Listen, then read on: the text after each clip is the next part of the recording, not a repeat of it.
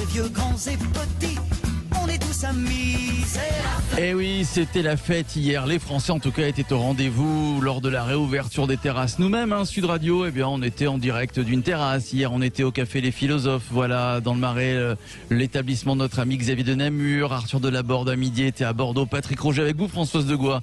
Vous étiez à Paris, au De Magot. Tiens, comment vous avez vécu cette journée, Françoise? Après le matin, j'imagine que vous êtes retournée en terrasse. Oui, mais avec l'idée, c'est ce qu'on se disait, c'est assez rare, à part quand on gagne la Coupe du Monde de football, d'avoir un pays entier qui sourit en même temps. C'est vrai que les gens étaient de bonne humeur. Mais c'était très joyeux, même sous la pluie hier. Oui, non, mais c'est vrai. Aujourd'hui, c'est un peu retour aux affaires courantes. Il ne faut pas abuser de la joie. Exagérer, oui, c'est vrai. Tiens, Philippe, qu'est-ce que vous avez fait hier? Alors hier, j'ai pensé à vous. Ah, mais vous je n'y étiez suis pas. allé en terrasse et j'étais au Bourbon. La terrasse du Bourbon, et j'ai bu une bonne bière pression et voilà, je l'ai dégusté parce que ça faisait longtemps. Très bien. Bon, en tout cas, parce que j'étais là, vous c'était ne pouvez ouvert, pas quitter la politique. Non, mais c'était là. Je suis saturé de ce café qui est très beau, mais comme en tant que journaliste politique à France Inter, je pense que j'ai passé des jours et je peux plus supporter cet endroit. Alors que c'est un très bel endroit, c'est tout à fait injuste. Voilà, Philippe Deveul qui a pris une bière. Comme disent les jeunes, on a kiffé hier la réouverture des terrasses. Ouais, enfin, vous avez vu les jauges, honnêtement. Oui, c'est vrai. Alors on va en reparler. Des fêtards qui, dans certaines villes, et passé l'heure du couvre-feu qui est à 21h, ont tout simplement refusé de quitter les lieux. Ça s'est passé à Paris, Bordeaux, Amiens, à Rennes par exemple. Les policiers ont même usé de gaz lacrymogène, de LBD pour déloger les fêtards. Jean Castex qui a appelé très vite les Français à la discipline. Voilà ce qu'a dit Emmanuel Macron. Ce n'est pas la bamboche du jour au lendemain. Faites attention, faut-il craindre un relâchement? Vous votez sur Twitter et YouTube, vous dites non à 65% pour le moment. Vous continuez de voter.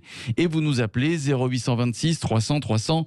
Venez en débattre, venez en discuter avec Françoise Degois, avec Philippe Bilger, avec Philippe Deveul. Et j'aimerais qu'on accueille Sophie qui nous appelle de Bordeaux. Bonsoir Sophie. Bonsoir. Comment allez-vous, ma chère Sophie? Très bien, très bien. Bon, vous êtes allée en terrasse ou pas hier? Absolument non. Non, bon, pourquoi? J'étais pas en terrasse. Ah bon? Tout simplement. Alors je vais vous dire, on risque de vous. Je pense que je vais en choquer certains. En fait, je suis pas un singe qui mange des cacahuètes sur ordre du gouvernement. J'irai quand j'aurai envie, quand il fera chaud, il fera un peu meilleur parce que je peux vous dire qu'il est un peu voilà. Et c'est tout. Et puis en fait, ces gens-là, qu'est-ce qu'ils ont fait? Ils ont fait dehors ce qu'ils faisaient depuis des mois dedans. Vous savez, les containers pleins partout, qui débordent, etc. Ça tombe pas du ciel. Et puis les cavistes, ils font fortune. Et puis le vin, il y a une augmentation de la vente du vin en France. Je crois que c'est un de vos journalistes qui l'a dit, de 30% pendant la période Covid. Donc ce que vous nous dites, c'est qu'ils se réunissaient par dizaines à la maison. Oui, c'est pas faux. Il faut arrêter d'être faux cul, franchement. C'est vrai. À Bordeaux, vous savez quoi? Ils se sont donné rendez-vous ailleurs, c'est tout. Enfin, arrêtons. Et alors moi, le coup de la com ce matin, surtout, ils l'ont même pas fait en 4 ans, je suis sûre, tous les deux, là, le Premier ministre et le Président. Enfin, Oui, ils ont fait un café en terrasse hier. Oui, c'est vrai. Oui, mais non, mais c'est grotesque. Oui, là, je suis d'accord. Mais on n'est plus à ça après. En même temps. En plus, Castex, il a l'habitude, parce que je pense qu'Alix faisant ça, qu'il a dû souvent lever le coude. Mais c'est un enfant d'Alix faisant ça, pas lui. La fête. C'est vrai qu'hier, Françoise, chaque politique avait sa petite photo à la terrasse d'un café. Non, mais bon, on ne peut pas en vouloir après à Emmanuel Macron. C'était inévitable. Regardez, Boris Johnson a été se taper une pinte. Mais ce sont des communicants, c'est plus des politiques. On s'est rendu compte que... Attendez, s'il vous plaît, on n'entend pas Sophie. Sophie, vous avez raison, personne n'est dupe. Voilà. Donc ce qui est intéressant, c'est que... Fabius avait fait la même chose avec sa 2 chevaux, sa Diane et ses Charentaises pour aller chercher les croissants, vous en souvenez? Ça c'est vieux, ça. Oui, Giscard avec son accordéon. Ça c'est vieux. L'histoire des Charentaises et de la 2 chevaux, c'est du vieux, ça. On pourrait changer un peu de communication, je trouve, justement. Dites-moi, Sophie, pour en revenir à notre débat quand même, est-ce que vous craignez un relâchement des Français? Regardez, hier, en 24 heures, ça y est, c'était la fête. Qu'est-ce qui va se passer dans 3 semaines, un mois? Parce que je vous rappelle que le Covid est toujours là. Non, mais c'est un virus, donc je pense qu'on va vivre avec, sans vouloir vous embêter. Je pense que moi, ce qui me choque le plus, par contre, il y a d'autres choses qui me choquent beaucoup plus. Je vous écoute très très régulièrement, et voilà. Donc ça, c'est pour moi, de toute façon, c'était inévitable. Je pense que ça va continuer. Les choses vont reprendre aussi leur place, leur cours, d'abord parce que les gens n'auront pas forcément les moyens d'aller manger tous les soirs au restaurant et d'aller boire 2 bières, 3 bières, etc. Mais je veux dire par là, ça va, c'est tout, c'est normal. En fait, c'est plutôt ça d'ailleurs, parce que moi je m'inquiétais justement un petit peu du côté un peu trop, obéissant des Français. Donc moi, ça me rassure plutôt. Et puis après, on verra bien. Enfin, obéissant, ils ont été en terrasse parce que ça leur avait manqué aussi. Hein, parce que oui.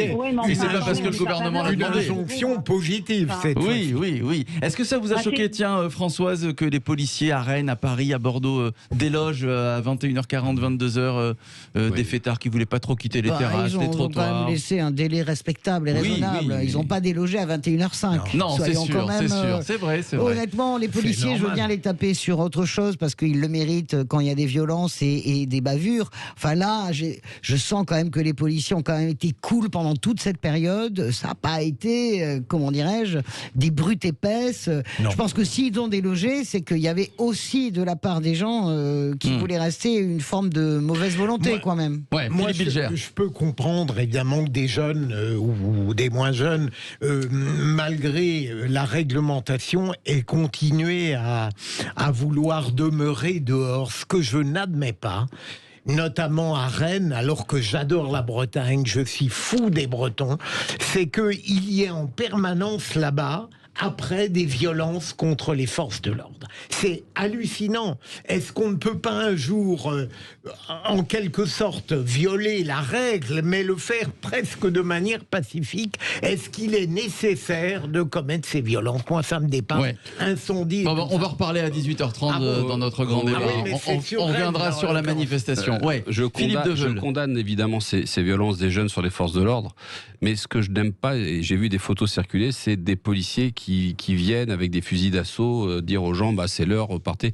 Alors je sais pas comment sont venues ces photos sur le net, mais c'est un peu choquant dans le sens que ils pouvaient pas mettre les fusils d'assaut au commissariat où ils étaient dans leur voiture. Bon, j'ose comprendre parce qu'on peut pas laisser des fusils d'assaut dans des voitures, mais de voir des policiers. Enfin, ils les ont utilisés parce qu'il y a eu des débordements. Ils sont pas rentrés dans les terrasses avec les LBD. Il n'y a pas eu d'utilisation de fusils d'assaut, que ce soit bien clair, bien net. Mais je trouvais l'image, je trouvais l'image disproportionnée. Je trouvais l'image disproportionnée. Ce que je reproche à ce gouvernement qui utilise la force de manière disproportionnée, là où il faut et là où il faut pas. C'est comme pour l'usage du LBD contre des gars qui veulent faire la fête, c'est ridicule. Je crois que les gaz lacrymogènes, ça suffit largement. Mais c'est deux poids, deux mesures, ce que je reproche à ce gouvernement. Les LBD, c'est trop. C'est trop. En plus de ça, on est le seul pays à continuer à les utiliser. Il s'était calmé sur les manifestants. Il y a moins des borniers avec Darmanin. Il n'y en a plus, je crois, avec Darmanin. Il n'y a plus de manifestation de gilets jaunes. Oui, le 1er mai, quelques gilets jaunes. Mais ça, il faut arrêter. Il faut comprendre que ce sont des armes de guerre et qu'on n'utilise pas ça contre la population qui est désarmée. Maintenant, si vous tombez sur des voyous qui ont des kalachnikovs, c'est un autre problème. C'est une autre histoire. Ça, moi, j'ai vu cette photo. Alors après, j'ai eu, comme vous, la même, comment dirais-je, je dis quand même, au milieu des terrasses de café, c'est un peu fort. Après, je me suis dit, est-ce que c'est une photo c'est la question que je me pose. Qui reste unique en réalité? Parce que moi, ce que je vois plutôt des policiers, ils sont plutôt, honnêtement, sur le maintien de l'ordre pendant le confinement, on a quand même eu une police plutôt débonnaire dans le bon sens du terme. Ils ont quand même eu du doigté, je veux dire, honnêtement. Alors je me suis dit, est-ce que c'est un cliché unique ou bien... C'est la question que je me pose. En même temps, je pense que ça devient de plus en plus... Mais je sais que ça a choqué, j'ai vu sur les réseaux sociaux, ça avait choqué beaucoup en disant, regardez, c'est deux poids, deux mesures encore. Et c'est vrai que ça fait deux poids, deux mesures. Non, mais les LBD pour déloger des fêtards, c'est pas possible. C'est pas possible. La dernière fois, non, je suis d'accord. Vous avez vu comment ça s'est terminé, quand même. Vous vous rendez compte quand même que c'est passé crème, c'est insupportable, parce que là, ça y est, ma colère ressort de ce jeune homme, puisqu'on parle de la Bretagne, bon, je ne suis pas tout à fait à Nantes, qui est foutu par-dessus bord. Steve, c'est le Steve Canicho. Oui, c'est ça. Il est. Vous vous rendez compte, il y a toujours pas, on ne sait rien. Mais on avance, François. Peut-être on avance, mais vous vous rendez compte un peu avec la police qui charge comme ça une fête de la musique. On peut pas faire n'importe quoi. Alors vous avez raison sur les gaz lacrymogènes et les LBD d'hier. Voilà, on en dit quelques phrases pendant 10 minutes, mais ça n'a pas non plus fait les gros titres.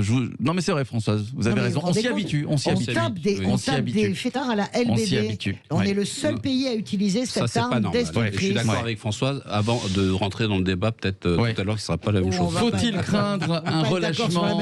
Faut-il craindre un relâchement de la part des Français? Vous dites non à 62%. Voilà, score final sur les réseaux sociaux. Merci à Sophie de Bordeaux au 0826 300 300. Sophie, elle est encore là. Bien sûr qu'elle est là. Sophie, vous avez 100% % raison de dire que de toute façon, le relâchement, il a lieu depuis très longtemps. On est d'accord, Depuis Sophie. des mois et des mois. Non, c'est pas une vue de l'esprit. Venez dans mon quartier, là. Moi, j'habite dans le Marais. Je peux vous dire que j'ai pas eu le souvenir d'avoir eu une soirée Tranquille. sans entendre venant d'une fenêtre. C'est vrai. Je suppose qu'on n'écoute pas la musique. Vous avez un tout talent, seul. Françoise, C'est vrai. de DJ. C'est formidable. Ouais, ça résonne beaucoup chez Françoise Degois. Merci Sophie. Allez, on passe tout de suite au deuxième débat des vraies voix.